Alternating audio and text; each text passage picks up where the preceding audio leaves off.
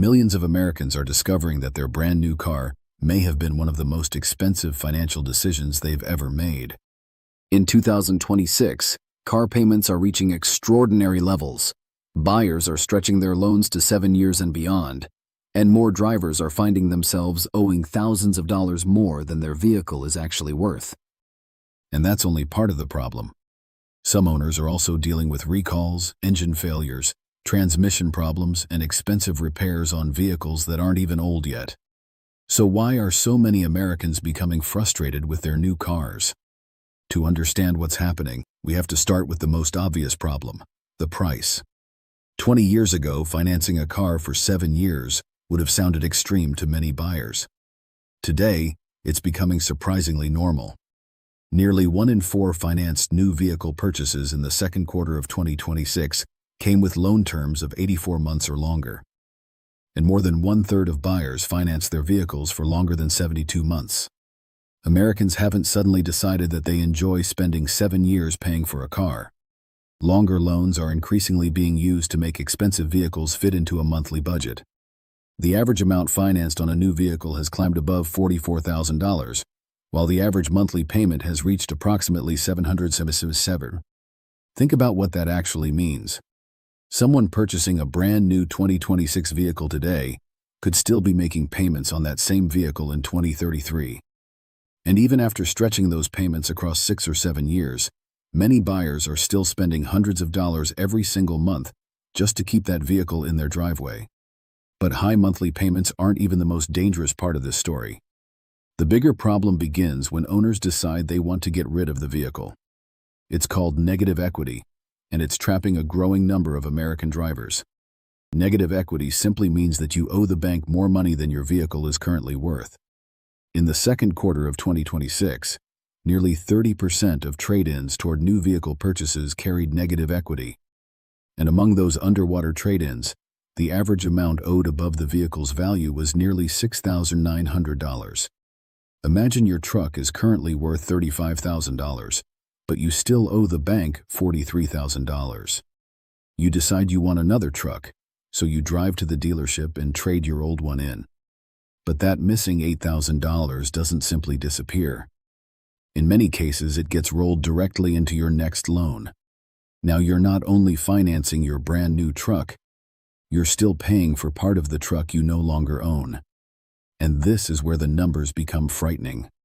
Buyers who rolled negative equity into a new car purchase during the second quarter of 2026 were paying an average of approximately $944 every month. Over the entire loan, those buyers were projected to spend more than $16,000 just on interest. And some of America's most popular trucks are right in the middle of this problem.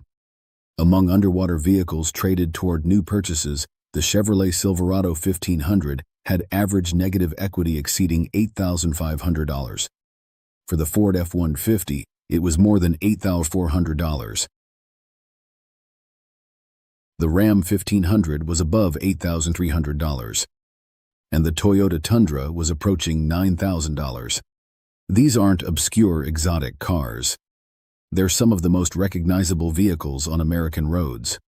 And that creates a difficult situation for owners. Maybe you've had your truck for 3 years and simply want something different. Maybe your payment has become uncomfortable, or perhaps you've started experiencing reliability problems. You decide it's time to get out. Then the dealer tells you something you weren't expecting. You still owe thousands of dollars more than the truck is actually worth. And reliability brings us to the next major problem facing some new car owners. Buying new has traditionally come with one enormous advantage: peace of mind. You're not buying somebody else's neglected engine. You're not wondering whether the previous owner ever changed the transmission fluid. You're buying a vehicle with almost no miles and a factory warranty. But unfortunately, brand new doesn't always mean problem-free. General Motors provides a major recent example. GM recalled hundreds of thousands of trucks and SUVs equipped with its 6.2-liter L87 V8 because certain engine components could contain manufacturing defects capable of causing serious engine damage. Affected vehicles included versions of the Chevrolet Silverado, Tahoe and Suburban, GMC Sierra and Yukon, and Cadillac Escalade. The potential consequences aren't simply an annoying warning light or a trip to the dealership. Engine damage can result in a loss of propulsion. Imagine spending $60,000, $70,000, or considerably more on a brand new truck or SUV, and then discovering that the engine itself is the subject of a major recall. And perhaps an even more surprising example comes from a company famous for reliability, Toyota. In 2026, Toyota expanded a recall involving certain Tundra trucks equipped with its V35A engine. The problem sounds almost impossible on a brand new engine. Manufacturing debris may remain inside it. That debris can contaminate the engine, damage a main bearing, and potentially cause the engine to stall. Tens of thousands of additional 2024 Tundras were included in the 2026 expansion, following earlier recalls addressing the same general engine problem. That doesn't suddenly mean every Toyota Tundra is unreliable, and it certainly doesn't mean every affected truck will experience catastrophic engine failure. But it does demonstrate something important about today's automotive market. A vehicle costing $60,000 or more isn't automatically protected from serious problems simply because it's brand new. And there's another factor making this increasingly important: complexity. Modern cars are incredible machines. Turbocharging allows smaller engines to produce impressive power. Direct injection can improve efficiency and performance. 10-speed transmissions keep engines operating efficiently across a huge range of speeds. Then add hybrid systems, advanced emissions equipment, electronic suspension, cameras, radar, massive infotainment systems, and increasingly sophisticated driver assistance technology. All of this technology can make modern vehicles faster, safer, cleaner, and more comfortable than the cars we drove decades ago. But there's another side to that equation. There are simply more components that can potentially go wrong. More sensors, more electronics, more software, more computers communicating with other computers. A repair that once involved replacing a relatively simple mechanical component can now require specialized diagnostic equipment, software updates, or expensive electronic modules. That doesn't mean we'd all be better off driving cars from 1985. But it does mean buyers need to understand that the purchase price is only the beginning of the ownership equation. And that becomes particularly important when you're already spending nearly $800 every month on the vehicle itself. Even leasing isn't necessarily providing the escape it once did. Before the pandemic, leasing accounted for roughly 30% of new vehicle sales. During the first half of 2026, that figure was closer to 23%. For years, leasing allowed many Americans to drive relatively expensive vehicles while keeping monthly payments manageable, then simply return them after several years. But those incredibly attractive lease deals have become harder to find. That leaves buyers with an uncomfortable choice: accept an increasingly expensive lease payment, or finance the vehicle for 6, 7, or even more years. And this brings us back to the fundamental problem. New vehicles have become increasingly difficult for ordinary Americans to afford. A 7-year loan can make an expensive vehicle appear affordable by reducing the monthly payment. But it doesn't make the vehicle cheaper. It simply spreads the debt across a larger portion of your life. And because the principal is being paid down more slowly, owners can remain underwater for longer.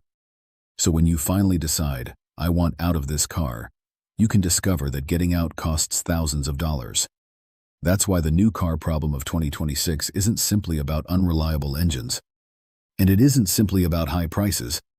It's the combination of expensive vehicles, longer loans, enormous monthly payments, negative equity, increasing technological complexity, and, in certain cases, serious recalls on vehicles owners expected to be nearly trouble-free. So what should you actually do? The answer isn't automatically to never buy a new car. There are still plenty of excellent new vehicles, and a comprehensive factory warranty can make buying new extremely attractive. But the way you think about affordability needs to change. Instead of asking, "Can I afford this monthly payment?" ask yourself, "What is this vehicle actually going to cost me?" Look at the purchase price, the interest rate, the duration of the loan, and the total amount of interest you'll pay. Then consider insurance, depreciation, maintenance, and what the vehicle is likely to be worth 3 or 4 years from now. Because a dealership can make almost any vehicle appear affordable if the loan is long enough. A $700 monthly payment might not sound terrifying on its own, but saying, "You're committing tens of thousands of dollars over the next 7 years," suddenly makes the same purchase feel very different. And before buying any new vehicle, research more than just the badge on the grille. Research the exact engine and transmission. Check its recall history. Look at owner complaints and reliability data. And don't assume that because a manufacturer has historically had an excellent reputation, every engine or transmission it produces will automatically be bulletproof. Finally, if you already own a reliable vehicle that's completely paid off, think very carefully before replacing it simply because something newer looks better.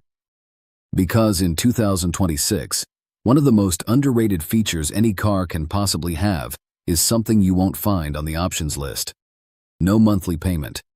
The biggest luxury in today's automotive market might not be leather seats, a massive touchscreen, or 500 horsepower. It might simply be owning your car instead of your car owning you. So here's the question. How much are you paying for your vehicle every month? And knowing what you know today, would you buy the same vehicle again? Tell us in the comments, and subscribe to Drive Insider for more videos about what's really happening in America's car and truck market.